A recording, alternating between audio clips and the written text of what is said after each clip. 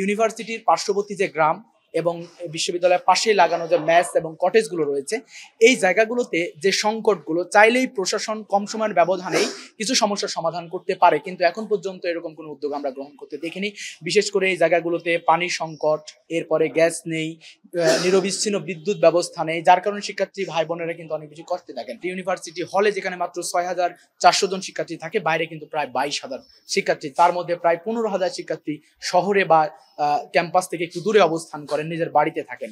তো এই জায়গায় সবচেয়ে গুরুত্বপূর্ণ বাহন হলো শাটল ট্রেন, কিন্তু শাটল ট্রেনে এখানে ফ্যান নেই, লাইট নেই, পর্যাপ্ত নিরাপত্তা ব্যবস্থা নেই, আমাদের বোনদের জন্য যে কমন কিছু রুম থাকা প্রয়োজন সেই জায়গাগুলো নেই, এবং নিরাপদভাবে যাতায়াতের কিন্তু এখানে কোনো সুযোগ আমরা লক্ষ্য করিনি। এই জায়গা নিয়ে আমরা কাজ করতে চাই। 5 আগস্ট পরবর্তী সময়ে আমরা নতুন ধারার রাজনীতির উপহার দেওয়ার চেষ্টা করেছি। ডান বাম প্রতিটা শিক্ষার্থীর তাদের যৌক্তিক দাবিতে আমরা তাদের পাশে ছিলাম। এছাড়া হচ্ছে আমাদের যে নারী বান্ধব যে ক্যাম্পাসের ইস্তেহার, সেটা তো আমাদের নারীদেরকে যে বিশেষভাবে এগিয়ে দেওয়ার যে চিন্তাধারা আমরা করছি, যে যেমন হচ্ছে নারীদের হলগুলোতে হচ্ছে আবাসিক মেডিকেল অফিসার রাখা, তারপর হচ্ছে নারীদেরকে যে বিভিন্ন সময় হেনস্থা কটূক্তি করা হয়, অথচ আমাদের যে অ্যান্টি হ্যারাসমেন্ট যে সেল রয়েছে সেটা কার্যকর নাই, তো সেটা আমরা কার্যকর করব। এছাড়াও হচ্ছে নারীদের কিন্তু মাতৃত্বকালীন ছুটি আমাদের বিশ্ববিদ্যালয় অর্ডিন্যান্সে নেই, সেটা আমরা বাস্তবায়ন করব। এছাড়াও হচ্ছে আমাদের নিরাপদ ক্যাম্পাস, যে আমাদের বিশ্ববিদ্যালয়ের শিক্ষার্থী এবং তাদের অভিভাবকদের একটাই উদ্বিগ্নতার জায়গা, সেটা হচ্ছে নিরাপদ ক্যাম্পাস। বাকি ভিপিরা মোটেই শিক্ষার্থীদের ইশতেহার নিয়ে বা প্রবলেম সলভিং নিয়ে অথবা কি প্রবলেম কিভাবে সলিউশন করবেন এটা নিয়ে কথা বলছেন না। তারা হয়তো অতীতে তাদের কন্ট্রিবিউশন নিয়ে কথা বলছেন, কিংবা তারা কিছু অবাস্তব ইশতেহার বলছেন, কিংবা তারা পপুলিস্ট কথাবার্তা বলে শিক্ষার্থীদের মন জয় করার চেষ্টা করছেন। এক্ষেত্রে আমার যে ইশতেহার বা আমার প্যানেলের যে ইশতেহার, তার দিকে যদি আপনারা লক্ষ্য করেন তাহলে আপনারা দেখবেন আমরা কথা বলেছি যেসব সমস্যা অনেক বেশি শিক্ষার্থীরা ফেস করছেন, কিন্তু যার সমাধানটা খুবই সহজ। যেমন নিরাপত্তার যে সমস্যাটা, আমরা বলেছি প্রক্টোরিয়াল বডি সহ সকল নিরাপত্তা কর্মীদেরকে মিলে একটা ইমার্জেন্সি হেল্পলাইন করা। এটা করতে আহামরি কোনো লজিস্টিক সাপোর্ট প্রশাসনের দরকার হয় না, প্রশাসন চাইলে এটা করতে পারে। আমি প্রশাসনের সাথে ইতিমধ্যে এটা নিয়ে কথা বলেছি, তারা বলছেন এটা নিয়ে কাজ চলছে, কিন্তু কাজ কতদিন চলবে? একটা ভিপির কাজ হলো এইসব যেসব ইনিশিয়েটিভ প্রশাসন নেয় সেগুলো সঠিক সময়ে নিজে বাস্তবায়ন করা, এটাও একটা ভিপির ইনিশিয়েটিভ।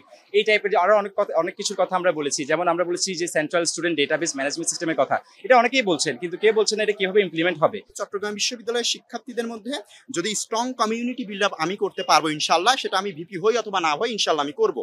আমরা সেই স্ট্রং কমিউনিটির মধ্যে আমাদের বহিরাগত যেসব সমস্যা অনেক সময় তৈরি হয় শাটলে ক্যাম্পাসের বাইরে থেকে, এই সমস্যাটা শক্তিশালীভাবে মোকাবেলা করব, ফলে ক্যাম্পাসের শিক্ষার্থীরা অনেক বেশি সিকিউর ফিল করবে নিজেদের। এবং দ্বিতীয় শক্তিশালী আমার ইশতেহার, সেটি হচ্ছে আপনারা দেখবেন চট্টগ্রাম বিশ্ববিদ্যালয়ে প্রায় 50% শিক্ষার্থী তাদের গ্র্যাজুয়েশন কমপ্লিট হচ্ছে, কিন্তু তারা চাকরির বাজারে নিজেদেরকে বিট করতে পারছে না, কারণ তাদের মধ্যে সফট স্কিলের যথেষ্ট অভাব রয়েছে। আমি কথা দিচ্ছি, যদি আমি ভিপি পদে আসতে পারি, এই বিশ্ববিদ্যালয়ের প্রতিটি শিক্ষার্থীকে 100% আমি সফট স্কিলে পরিপূর্ণ করব, ফলে তারা চাকরির বাজারে গিয়ে কম্পিট করতে পারবে এবং ভালো চাকরি করতে পারবে। পড়াশোনার শেষে কিন্তু সবার মূল লক্ষ্য থাকে কোনো সার্ভিসে যাওয়া বা চাকরিতে যাওয়া। 36 বছর পর একটা প্ল্যাটফর্ম তৈরি করতেছে শিক্ষার্থীদের অধিকার আদায়ের জন্য। তো আমি চাই সেই জায়গা থেকে আমাদের যে দীর্ঘদিনের সংকট আছে, আমাদের পরিবহন সংকট, সেই সংকটের একটা সহজ এবং সমাধান তৈরি করতে আমাদের বিশ্ববিদ্যালয়ে একটা প্রস্তাবিত ল্যান আছে, যেটা হলো যে অক্সিজেন টু ক্যাম্পাস, যেটা 1983 বা এই সামথিং ওই সময় প্রস্তাবিত ছিল। সেই জায়গা থেকে আমরা এটা নিয়ে কাজ করতে চাই।